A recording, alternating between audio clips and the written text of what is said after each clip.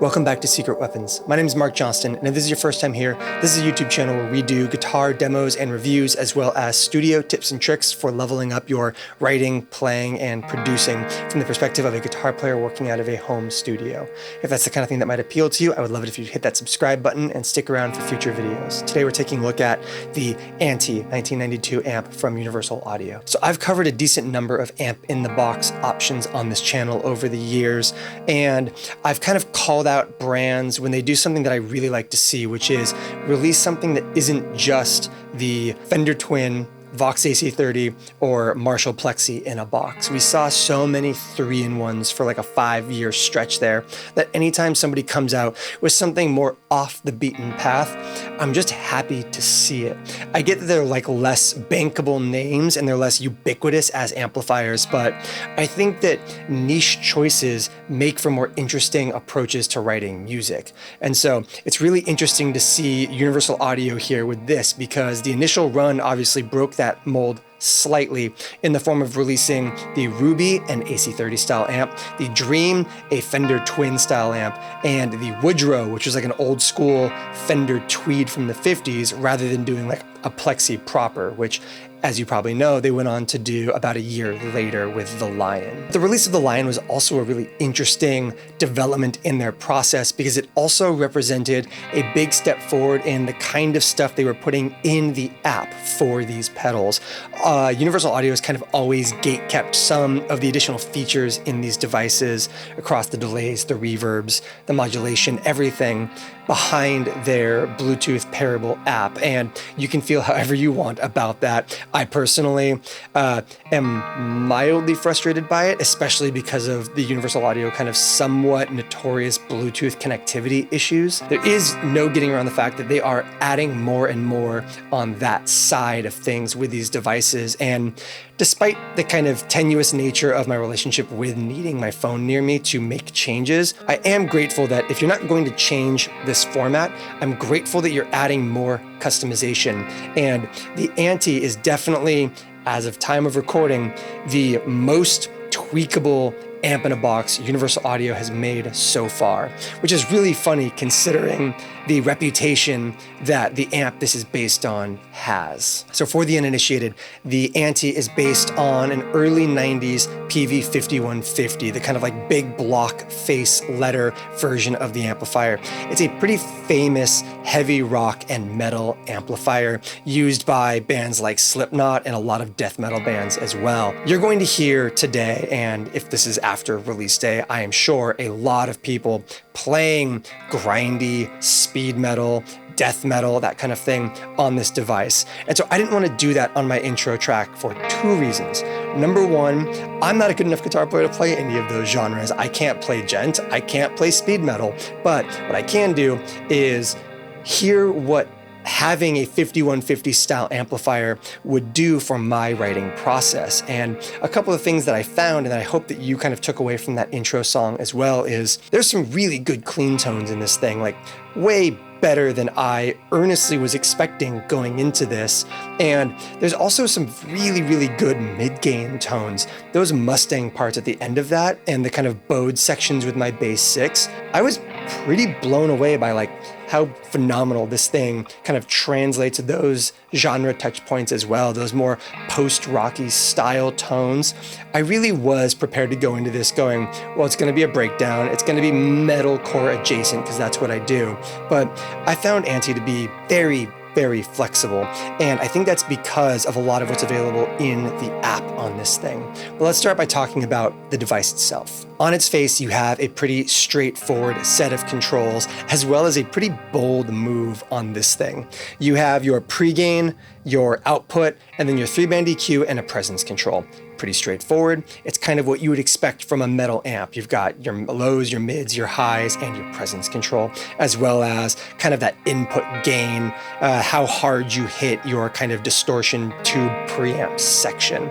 You have access to 3 different channels on this thing: rhythm, crunch, and lead, which you can kind of charitably describe as progressively more gain across all three, with rhythm having the ability to get to squeaky clean, absolute sparkling guitar tones, and then progressively down to just the most chug-a-luggy, sludgy styles of high gain madness. On the left side, you have your cabinet selector, which is going to give you 6 of what I would describe as kind of the who's who's of the cabinet choices from the Universal Audio aux for rock and metal. We're talking both different versions, the California and the UK versions of the V30, as well as the White 75, which is a very kind of UK Marshally 4x12 sound, as well as a couple of interesting choices like the D65 and some other stuff that feels a little more the opposite of a V30, if that makes sense, tonally, which can be really helpful because I really like, especially when it comes to high gain stuff like this, or just like heavy rhythms in general,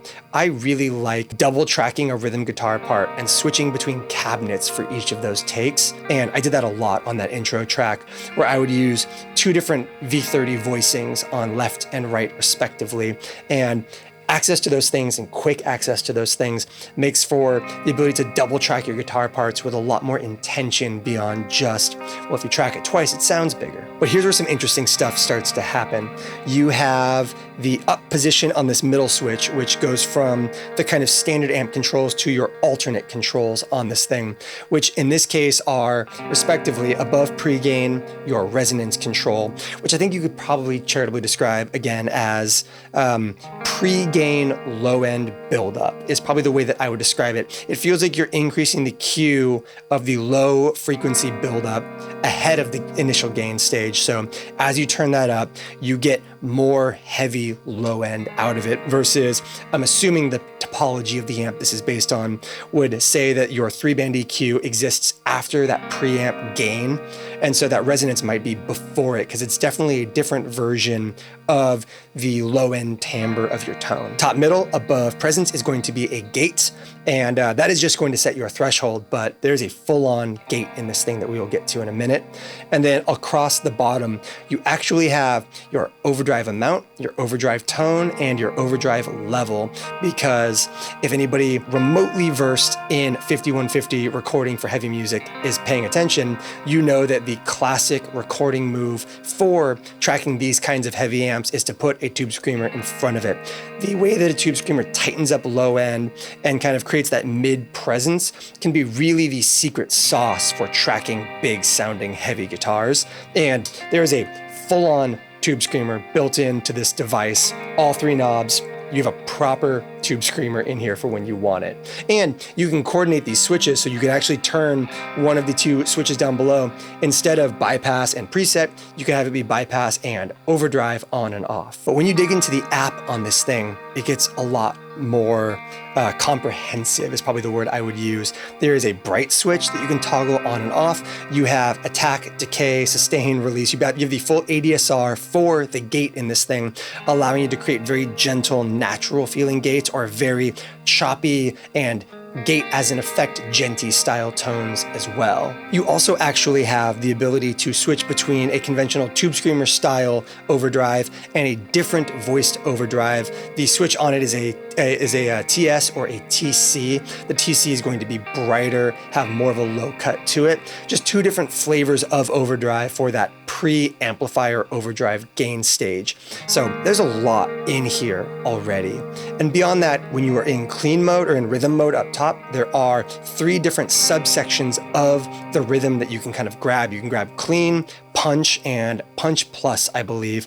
And it's basically going to take you from sparkly clean to edge of breakup to a comfortable gained up clean amplifier, which effectively means that in this pedal, you actually have closer to 5 different gain stages as switchable options. You have 3 different rhythm sections, a crunch section, and a lead section. So you can kind of set your cleanest or your heaviest point in a very, very wide spectrum of tones in this thing. And last but not least, a thing that I implore you not to sleep on in this thing is there is a bias control in the app, allowing you to switch between a cool bias, a warm bias, and a choked cool and a choked warm that will actually do a lot to finesse out specific spankiness and tonality, especially in some of those cleaner settings. There's a lot that allows you to dial in exactly what you need in here.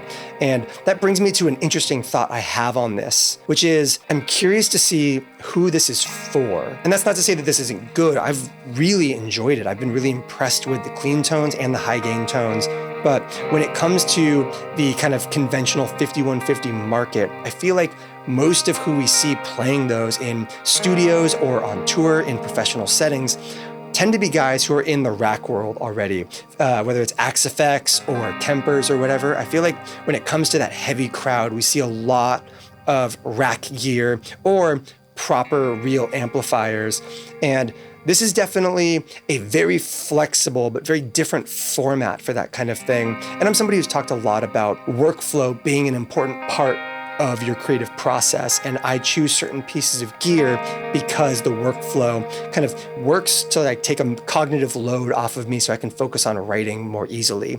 And I'm somebody who would probably rather have a pedal than a rack amplifier when it comes to dialing tones in and picking amp models and that kind of thing. But that isn't everybody, and that isn't a lot of 5150 guys, and a lot of those same players probably also have very specific tendencies and preferences when it comes to the IRs that they use for their setups and what load boxes they want to be employing. So I want to know from you, honestly, because this is a world that I don't heavily trade in. I love heavy music. I love kind of post-hardcore, metalcore, post-metal, things like Sunbather's like one of my favorite like heavy records of all time. And I know that in the death metal community, that's a polarizing choice. If you are in that world, if you are somebody who has a background of loving the 5150 or the 6505 or that kind of like that particular echelon of amplifiers, is this a hit for you? Is this a miss for you? Or are you cautiously optimistic? I will be curious to hear from that crowd because I'm sure some of them who have never seen my channel before are going to end up here and hear a very weird intro song for this kind of amplifier. And as we get into our sound samples, I'm just curious to hear the impressions from that group of people. I've really enjoyed this thing, but I want to know what the metal adjacent crowd will actually think of how it sounds. So let's get into our sound samples. I'm going to try and put my best foot forward on that front. I think the ante is rad. I want to know what you think. Let's give it a listen. So for these sound samples, I'm going to be playing my Balaguer Beaubrechel Signature Woodsman, and we are going to start by taking a look at the stock preset that kind of like loads up the moment you turn the pedal on for the first time. And then we're going to go through the features in the ante, starting with what's on the face, the alternate controls after that, and then we'll kind of bust the app out and look at some of the other ways in which you can kind of like modify and fine-tune this amp. So let's give it a listen. Here is the kind of stock high gain preset that this thing powers up with.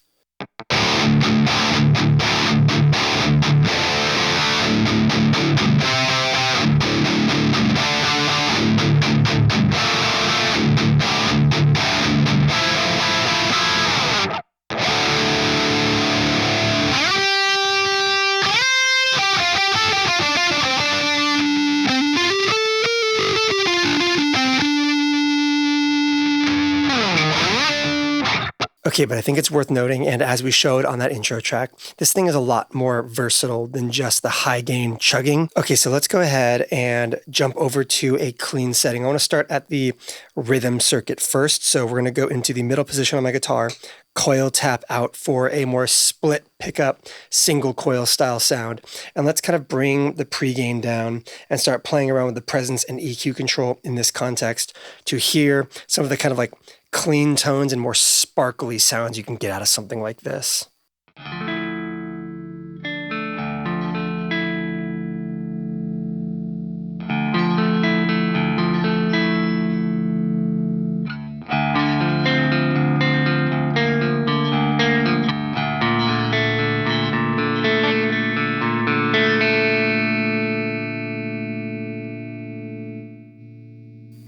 Take that overdrive out completely.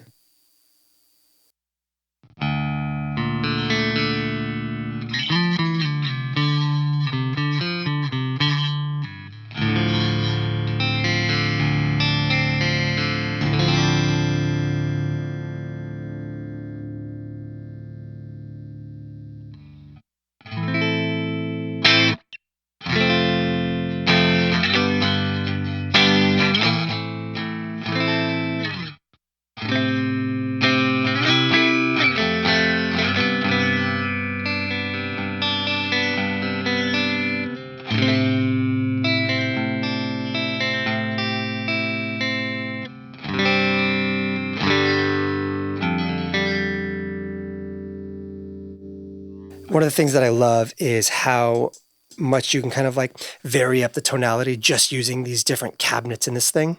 So the kind of stock first position V30.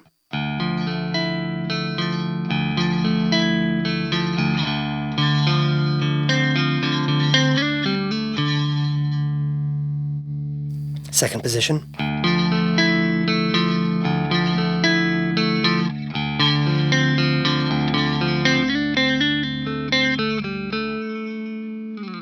And then jumping down to the first non V30 style cabinet in here, a white 75, very kind of like Marshall-y sound.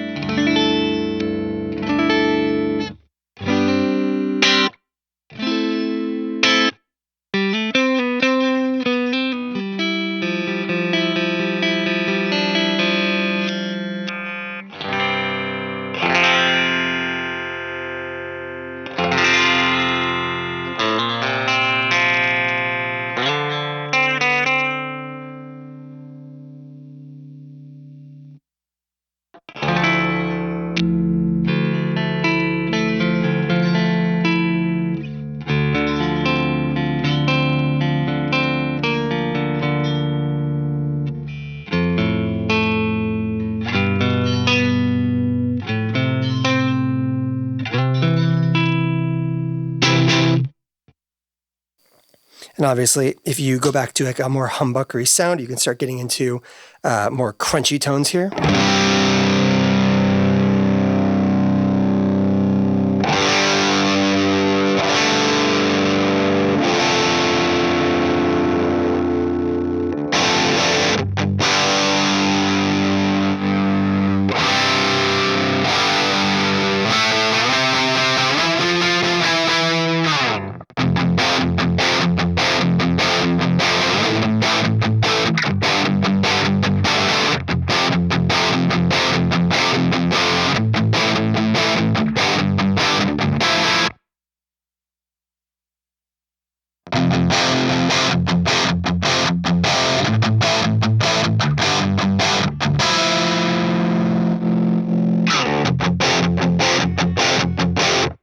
I love how like tight and focused that white 75 sounds.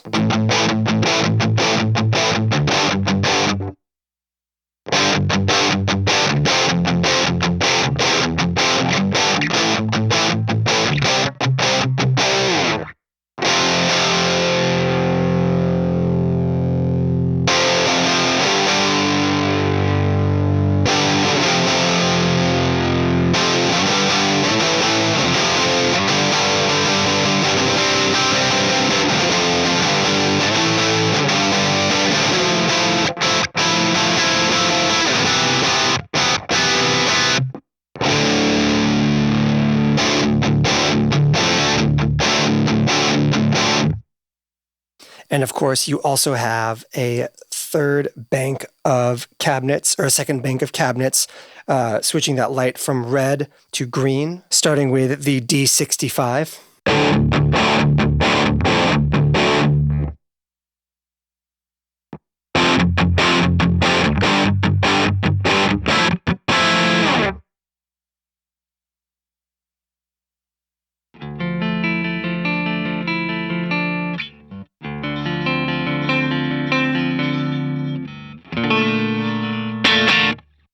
A much kind of like more mellow sounding cabinet.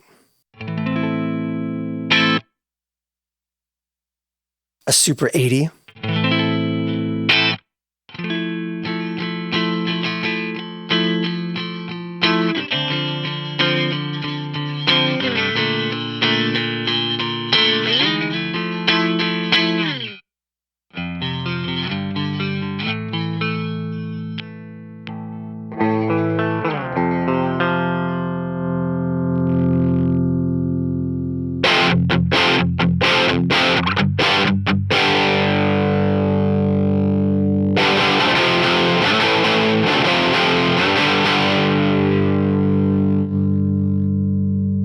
And a brown JB.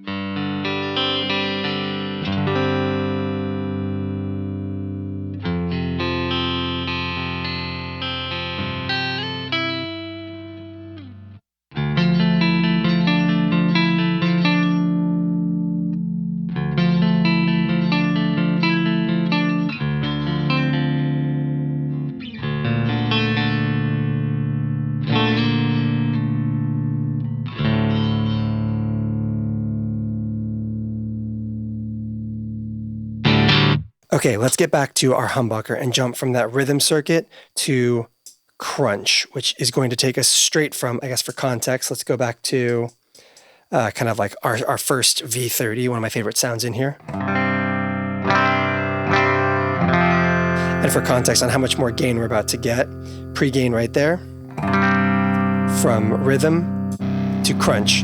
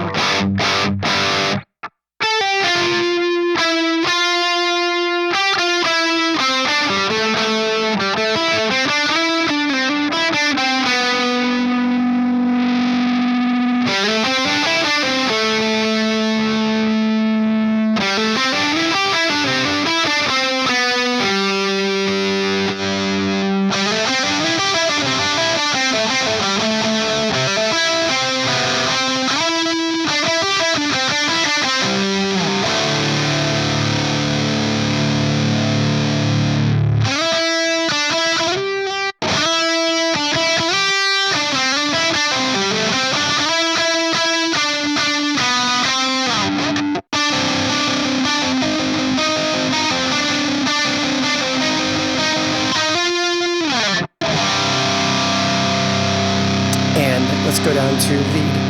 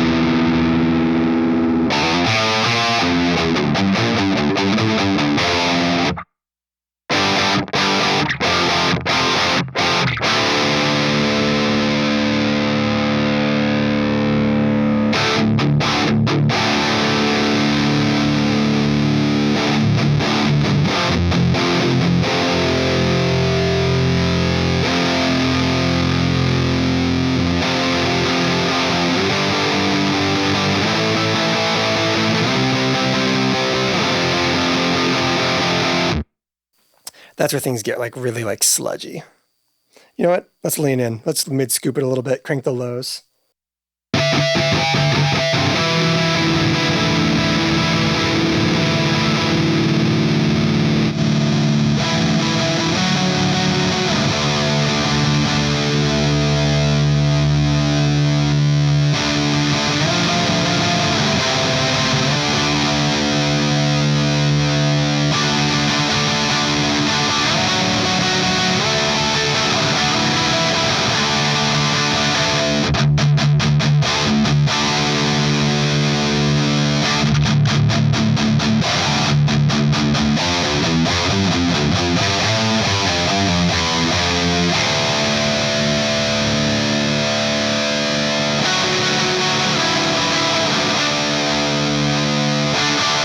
Okay, this is where getting into that secondary control set gets really valuable.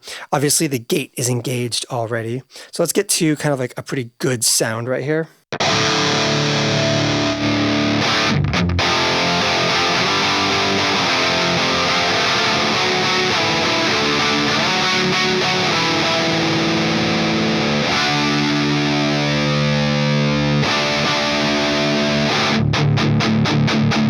And let's jump up to this, where now you have control over the gate. So no gate.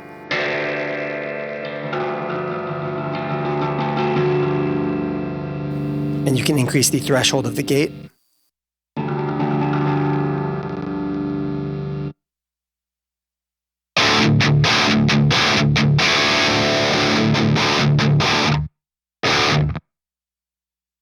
Or make it really excessive.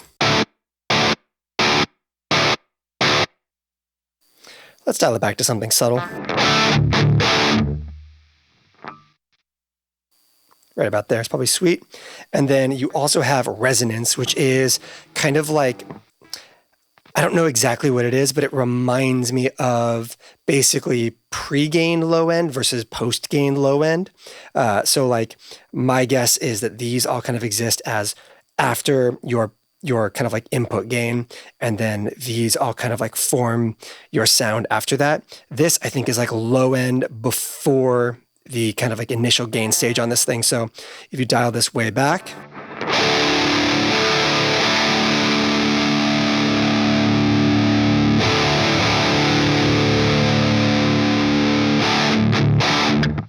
it's kind of like what like really aggressively beefs up your tone in a very different way than your low end does by itself.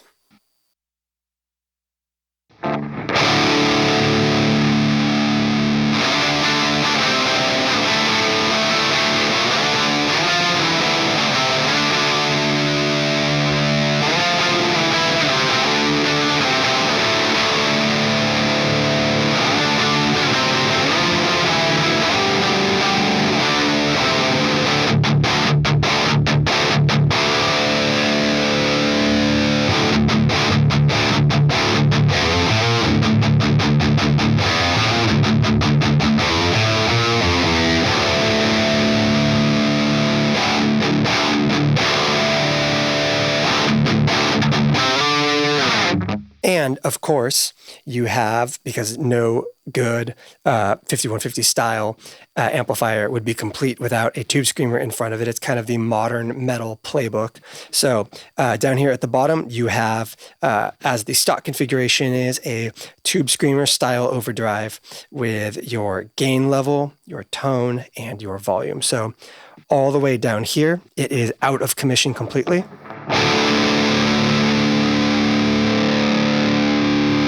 And you can hear it come in.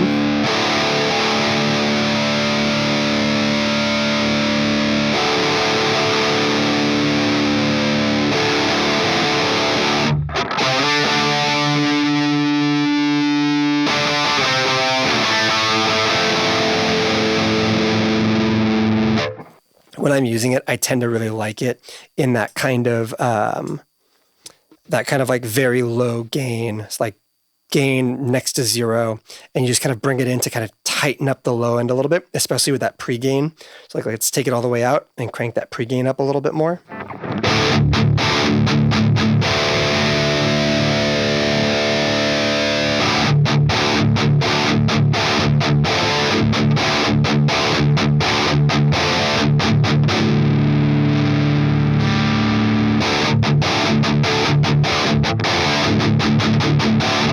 And as you can hear, we've now gotten to a place where it's really starting to kind of tighten up the low end, and then we can kind of balance that out by bringing that presence down a bit if we need.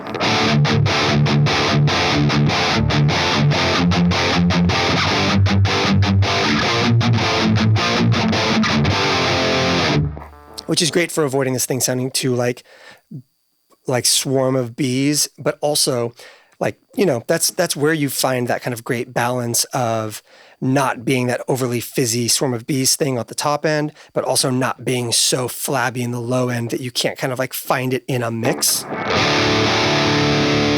Like that sounds, to me at least, phenomenal.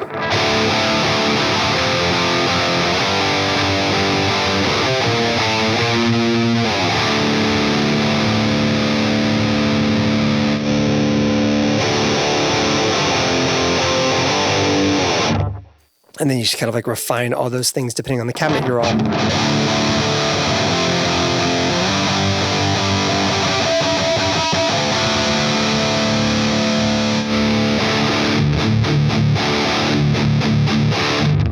Okay, so let's go ahead and get back up to our kind of clean channel sound. Take that overdrive back out and get back to that cleanliness thing.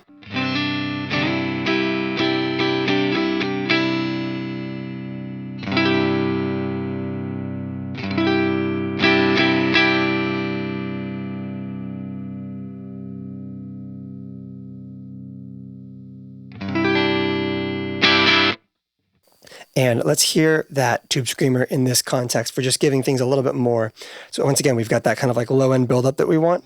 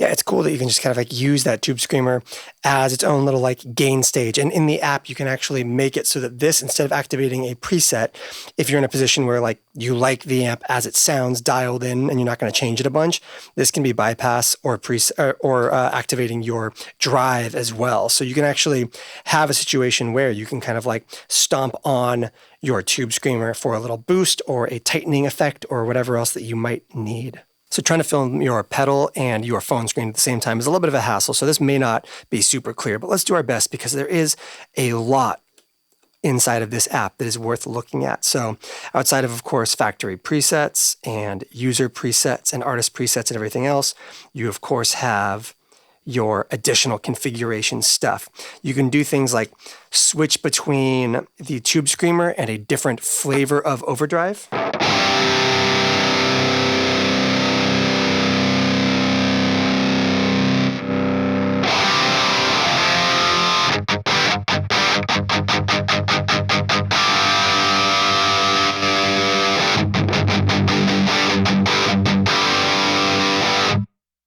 You have access to a bright switch.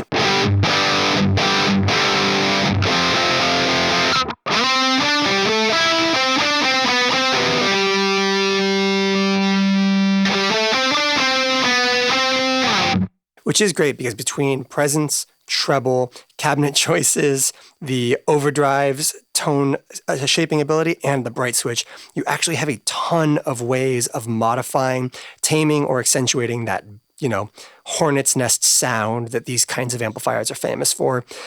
So you have totally like several different ways to decide whether or not you want those sounds.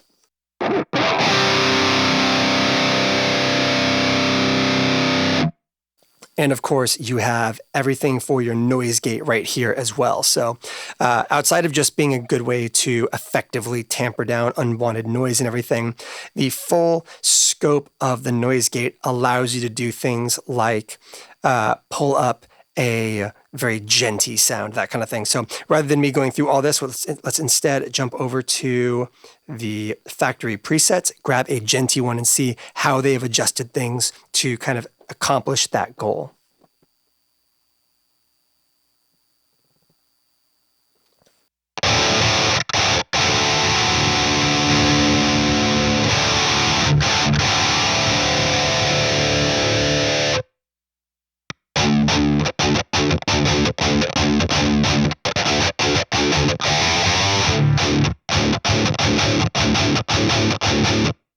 So basically, you have your threshold, you've got your attack and release it set incredibly quickly, you have maximum attenuation, and you have a hold time set to minimum. That hold time, of course, is the minimum amount that the threshold has to be open when you kind of hit a note. So.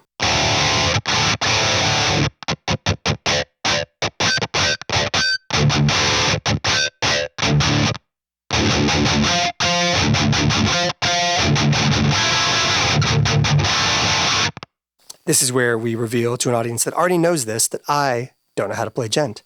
You, of course, also have a couple other things that I really love. You have a high input or a low input routing option.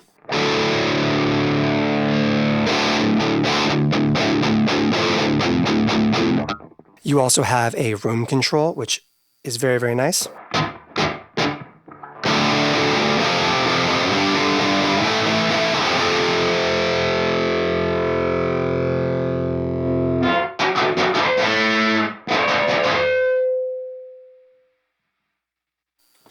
Best kept subtly.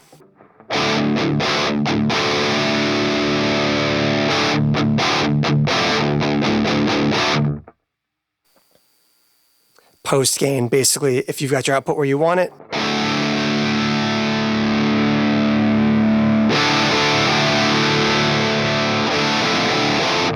Which, again, really handy, especially in some of these cleaner settings that you might want, like some of those single coil rhythm circuit options. The post gain allows you to really make sure that you've got enough presence and volume coming out of the pedal without having to rely too heavily on a master output.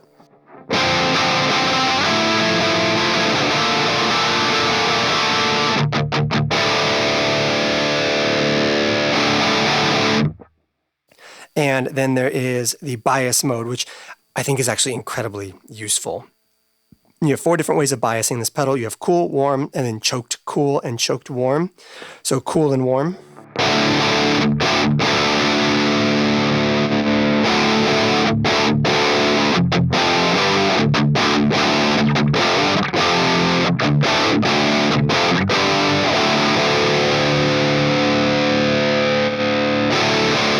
And then choked, which is going to just kind of have a little bit more of a throatiness to it.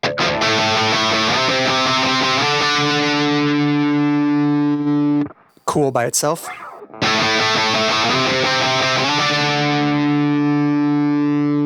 Cool choke.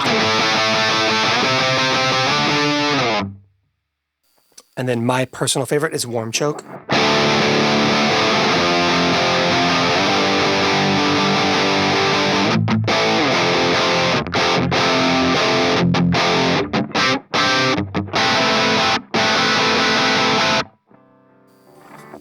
And for what it's worth, I think that that stuff comes in really, really handy in some of the clean sounds. So I've got the first preset I ever made was clean and choke, and it's the warm choke sound.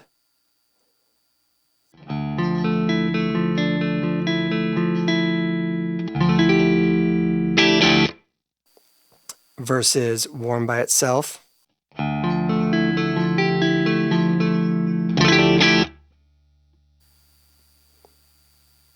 especially for those single coils. I just think there's a better amount of spank coming out of this like this.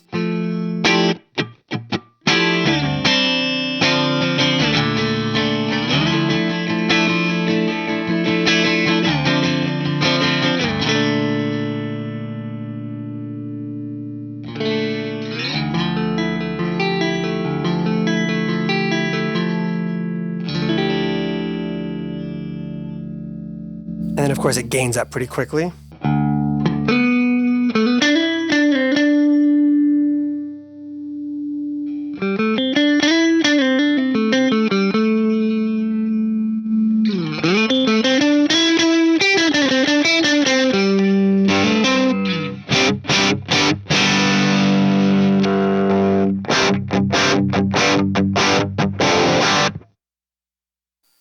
Again, for rhythm, I really like the cleans, and so I like punch and clean the most. And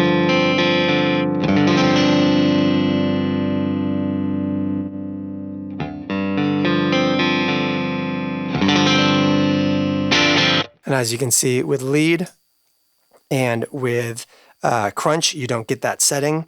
It only pops up when you are in rhythm mode, which I'm glad there's this much emphasis on being able to get great cleans out of this thing, because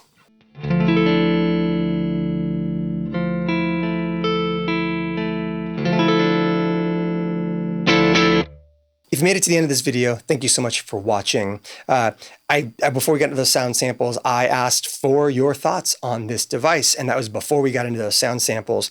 Did you have a notion on what this was going to be to you before those sound samples? Did it change while you heard them? I'd love to know. Leave a second comment. I don't know. It's good for engagement, so, do that.